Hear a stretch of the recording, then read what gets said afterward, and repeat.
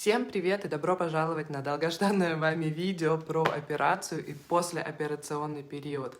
Для тех, кто не знает и смотрит меня первый раз, меня зовут Наташа, мне 34 года, я соло-мама 3 детей, живу с 2001 года в Германии. И с 2019 года я борюсь с лишним весом.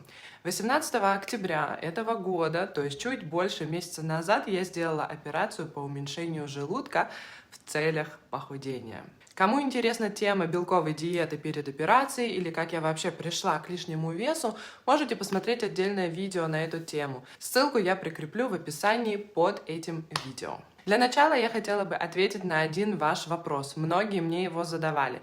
Есть разные методики этой операции. Самые популярные две методики на данный момент это магн-байпасс, на русском шунтирование желудка. В ходе этой операции шунтирование желудок делят на две неравные части. Из верхней части желудка формируют новый маленький желудок. На видео вы можете увидеть, как это все происходит. После операции пища из пищевода продвигается в маленький желудок и продолжает свой путь, как обычно, в принципе, дальше. Во время операции не удаляют ни одного органа, либо какие части органа, то есть все остается при вас. Вторая методика – шлаухмаген, на русском желудочный рукав. Убирается мешочек желудка и остается как будто трубка вместо желудка. В обоих случаях надувают брюшную полость СО2, то есть углекислым газом. Это позволяет лучше видеть органы и обеспечивает дополнительное пространство для работы хирурга. Это, кстати, доставило мне потом больше дискомфорта и боли, чем сама операция. Вы сами выбираете, какой метод вам больше симпатизирует, но меня сразу предупредили, и я подписывала бумаги, что во время операции могут в итоге сделать не то, что вы выбрали, потому что вам выбранная вами операция не подходит по тем или иным обстоятельствам вашего внутреннего мира. Я выбрала для себя первый метод, это магн-байпасс, шунтирование на русском. Я его в итоге и получила, чем я, в принципе, очень довольна. Я не буду вам сейчас объяснять причины моего выбора, я просто много читала, много смотрела разные ролики на эту тему, и мне этот вариант понравился больше.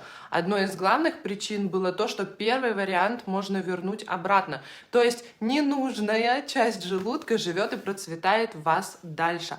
А со вторым вариантом лишнюю, опять же, в кавычках, часть желудка ликвидируют полностью и безвозвратно. Итак, день X. Утром к 6 часам мама меня привезла в больницу. Я была первая по очереди на этот день, и действительно меня очень быстро подготовили. Ночнушка, кровать, я сдала вещи, и меня повезли в операционный зал. Там меня сразу переложили на кушетку. Это, кстати, было то еще удовольствие на нее перелазить. Кушетка под наклоном, и ты постоянно съезжаешь, большой такой наклон. Плюс ты должен лечь удобно, потому что лежать долго в этом положении придется. Голова должна быть четко в определенном месте. Там такие вот штучки. В общем, это было весело и волнительно одновременно. Вокруг тебя много людей. Человек 5, наверное, было поначалу. Потом меня завезли в маленькую комнату перед уже самим операционным залом, вот этой комнатушкой. И там меня начали подключать к шлангам, проводам, внутренняя вот эта инъекция. Меня спрашивали все мои данные, на какую операцию я пришла, наверное, чтобы удостовериться, что это действительно я, и я в полном своем уме. Потом пришел анестезиолог и надел мне маску. Они все со мной общались, шутили, пока я, в принципе, засыпала. В этот момент я только думала о том, как бы не задохнуться от этой маски, так как она действительно вот такая вот маленькая, ее сильно прижимает к лицу, и воздуха там как будто вообще нет. Ну и все, я уснула. Я точно знаю, что время было 7:50, так как сверху на стене, вот так передо мной, висели часы, и я все время на них смотрела за вот этой вот секундной стрелочкой, как она двигалась. Очнулась я примерно в 13:30, и была жуткая боль в области живота и грудной клетки. Я как могла еще в бреду вот так вот подавала им знаки, и мне моментально дали обезболивающее внутривенно. Через секунд 15-20 боль практически ушла, не совсем, но было терпимо. Через минут 40 снова боль и снова лекарство. Через 1,5 часа, когда я уже с ними нормально, адекватно так разговаривала, ну, после наркоза, мне сказали, что надо встать на ноги и сделать хотя бы 2 шага так возле кровати, что после этого боль будет намного меньше. Мне помогли встать. Это было больно, это было страшно, голова кружилась ужасно. Но я это сделала, и правда, боль потом была не такая сильная. Мне попался очень хороший парень, который за мной там ухаживал. Он даже мне массаж спины сделал после того, как я встала с какой-то такой жидкостью, так как лежишь на спине весь день. Но это было действительно самое лучшее, что он мог для меня сделать. Потому что по спине пошел от этого вот крема, или что это, жидкость была какая-то, такой холодок. Он это все так промассировал, и мне действительно стало легче жить. Примерно в 16 часов меня привезли в мою палату. И там я увидела, что моя соседка, девушка, с которой мы ходим вместе на теорию, вот в этой программе, мы с ней вместе гуляли по коридорам, помогали друг другу, развлекали, короче, как могли.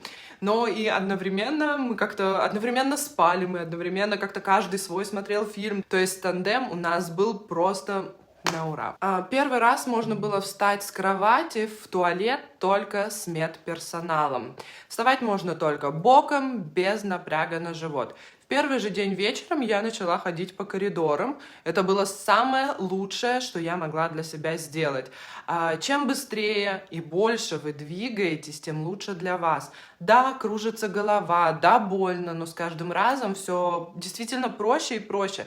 Первые 2 дня нельзя было вообще кушать, нельзя было вообще пить. Лекарства все тоже внутривенно. На 3-й день мне можно было выпить 400-500 мл слабого такого фруктового чая. Я смогла только миллилитров 70 примерно. К нам приходил врач по питанию, она дала нам список, что мы можем кушать, пару рецептов как пример и термины на год вперед. Контроли, снимать швы, в общем, все вот эти вот назначения. На 4-й день мне надо было выпить литр. Я смогла только 200 миллилитров примерно, и то, если вообще. И на день выписки мне дали утром бульон без единой крошки чего-то, процеженный, и я могла пить, сколько влезет воды или чая. В обед меня отпустили домой. Поездка на машине, а точнее кочки, это было, конечно, не очень приятно, я вам так скажу, но это все было терпимо. Все эти дни моя самая большая проблема заключалась в воздухе в моем животе. Эта боль была сильнее, чем боль швов. Желудок, на удивление, вообще не болел, ни капли. Меня это удивило очень сильно, но одновременно и порадовало. Но и вздутие живота прошло примерно, на 5-6 день уже совсем окончательно. Дома первую неделю я питалась натуральным йогуртом с фруктами, ягодами, например, бананы, хурма, яблоки, перебитые блендером и пропущенным дополнительным через сито. Нельзя ни в коем случае, чтобы попало что-то в желудок, что может зацепиться за швы. Куриный бульон также через сито нужно было пропускать. В бульон добавлялся там сладкий картофель, брокколи, цветная капуста. Все это снова блендером, опять через сито. Ела я по времени 4 раза в день. Между едой я пыталась побольше пить. Но с водой у меня были проблемы, они и сейчас у меня еще есть, но уже получше. За один прием пищи я съедала примерно 2 столовые ложки.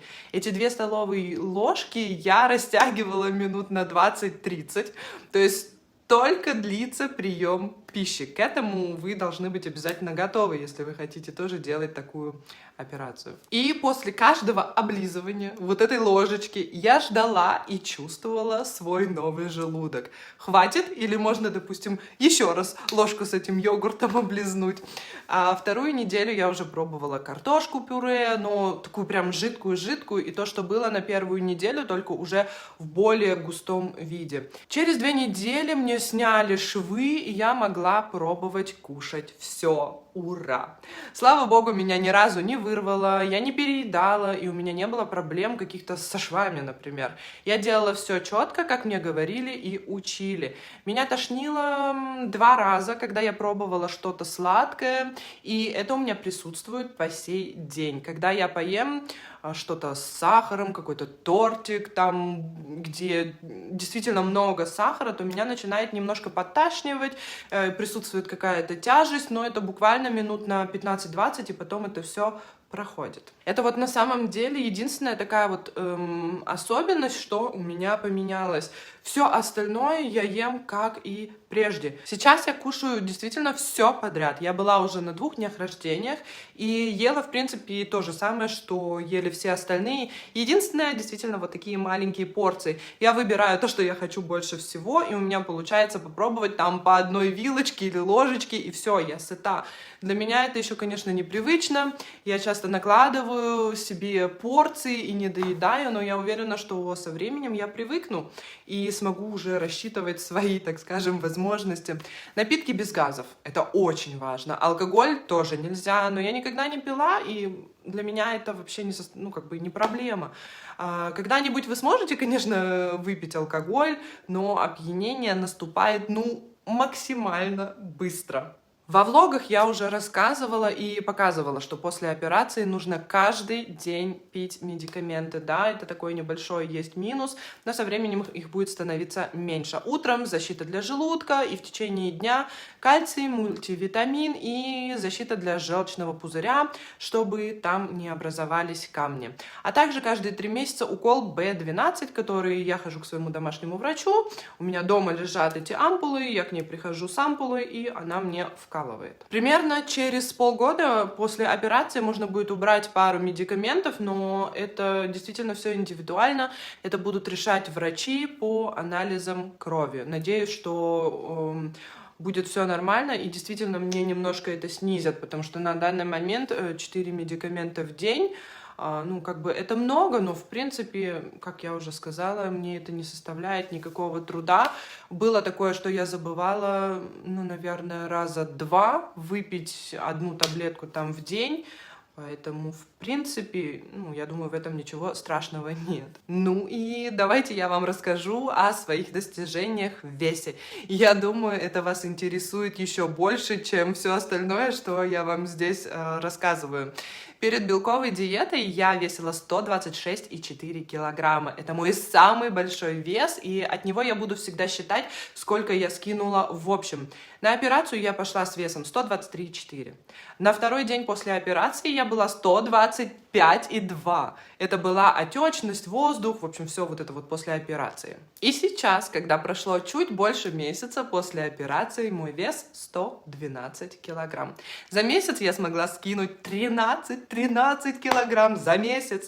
Кстати, перед белковой диетой, напоминаю, с весом 126,4 я измеряла руки, талию, в общем, все остальное. И сейчас я вам ставлю, что было до и что сейчас по сантиметрам.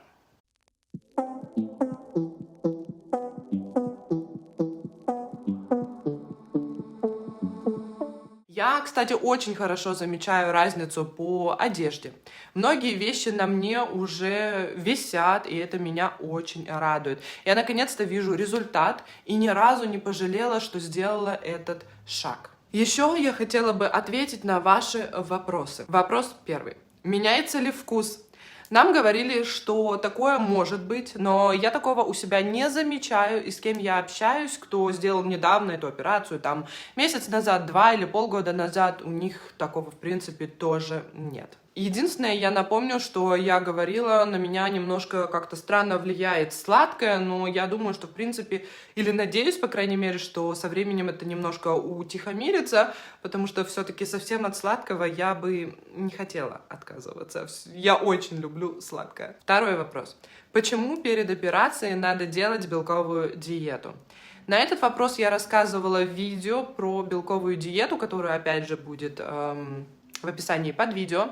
Но если коротко, то для сокращения печени, чтобы не мешало хирургам во время операции. И для того, чтобы вы смогли привыкнуть к новому питанию, которое будет после операции. Это тоже немаловажно. Я заметила для себя, и я вам уже об этом во влогах говорила, что когда я резко ни с того ни с сего начала делать белковую диету, это было очень для организма сложно. После операции, когда ты питаешься на одном и том же, там 2 недели, да, так скажем, потом только можно начинать пробовать все остальное. Это очень тяжело, потому что хочется пожевать, хочется что-то вкусненькое, все вокруг тебя едят, а ты как бы нет. И поэтому лучше всего постепенно к этому приходить. Третий вопрос. Как называется моя операция? Напомню, что моя операция называется Magen-Bypass, на русском шунтирование. Четвертый вопрос. Какая операция будет у мамы? Мы надеемся, что точно такая же, как у меня, Magen-Bypass, но, как я уже сказала, что могут быть изменения. Кстати, маме снова отложили операцию, и новой даты пока что нет. Там то кто-то болеет, то они там бастуют из-за зарплаты. В общем, если вы пойдете, если вы будете в этой программе, если вы захотите эту операцию, то вы должны быть морально готовы к тому, что вас могут перекидывать то туда, то сюда. То есть это действительно сложно. Морально это немножко сложно, когда ты подготавливаешься, и тут тебе звонят и говорят, ну, извините, но придется еще подождать.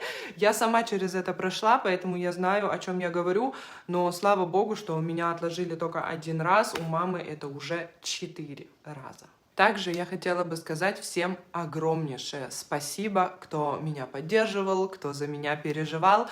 Мне на самом деле очень приятно, и я надеюсь, что я смогла вам ответить на ваши вопросы, и что мой опыт как-то будет вам полезен, интересен. Если будут вопросы, пишите. Будут просто комментарии, пишите. Если у вас есть уже опыт или мнение, тоже пишите. Я с удовольствием читаю и поболтаю с вами в комментариях, или также через видео буду вам отвечать, если действительно какой-то расширенный такой будет вопрос или мой ответ. Всем большое спасибо за просмотр. Увидимся в следующем видео. Кто не подписался, подписываем, ставим лайки. Всем хорошего времени суток и пока-пока.